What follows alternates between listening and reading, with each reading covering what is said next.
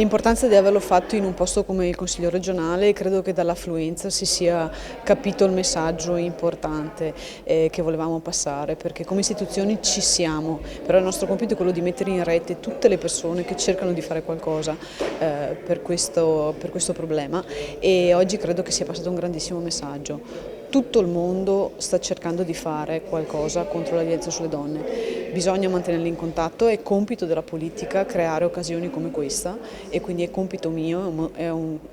dovere civile e morale di continuare a parlarne, perché non solo il 25 novembre ma ogni giorno deve essere contro la violenza sulle donne, perché c'è tanto da fare, la strada è ancora lunga. Le priorità della politica sono quelle di stimolare le forze dell'ordine, tutti gli strumenti che sono a disposizione loro, giudiziari, ma anche delle associazioni, della formazione, quindi le scuole, chiunque possa passare il messaggio che la cosa più importante è il rispetto fra le persone. Se riusciamo a far passare quello dall'età più fragile a quella più adulta, chiunque può cambiare e capire che l'altra persona che si trova davanti è una persona da rispettare, da amare e non da maltrattare, come quello che stiamo vedendo in questi giorni. L'importanza deriva dal fatto che noi dobbiamo saper dare un nome al fenomeno della violenza contro le donne. Troppo spesso viene banalizzato, viene frainteso, delle volte anche volutamente. Invece noi dobbiamo avere numeri, dati a supporto della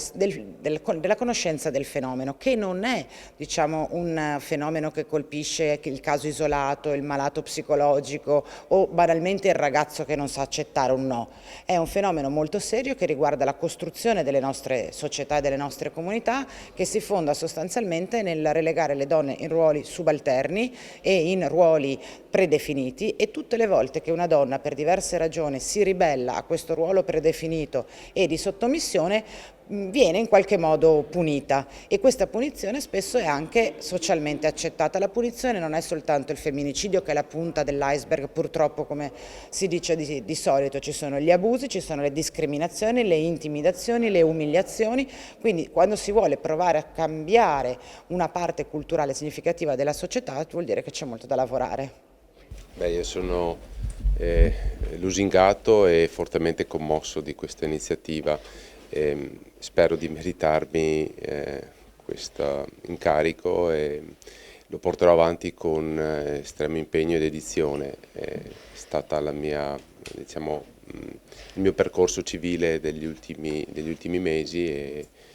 cercherò di dare il mio contributo come cittadino e come papà. C'è più consapevolezza verso questo tipo di tematica, verso la violenza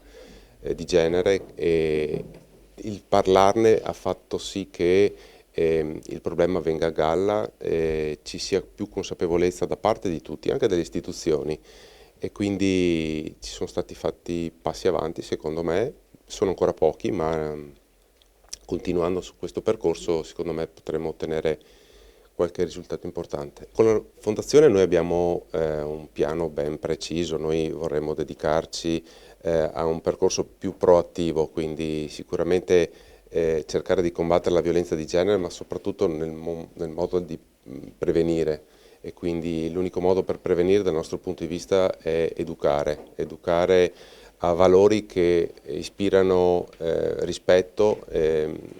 altruismo e tutte quei sentimenti, quei modi di agire che creano valore.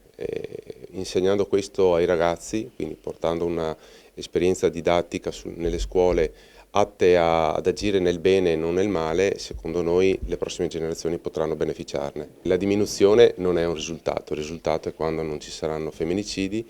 e quando non ci saranno violenze, perché i femminicidi sono la punta dell'iceberg, ma tante donne soffrono nel silenzio della casa, non denunciano, e quindi dovremmo far uscire anche questi casi, cercare di dar coraggio e supporto a queste persone che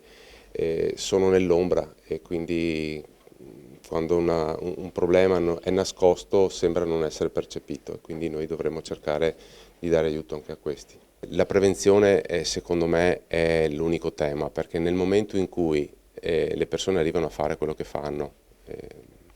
parlo solo di Filippo, ma di tutti quelli che commettono atti di violenza e femminicidi, in quel momento lì non pensano alla pena, perché comunque le pene esistenti sono comunque pene che ti impediscono di vivere una vita piena, e quindi il motivo scatenante non è diciamo, deterrente dato dalla pena. Il motivo scatenante che ti porta a non agire deve essere un sentimento di rispetto verso l'altrui persona.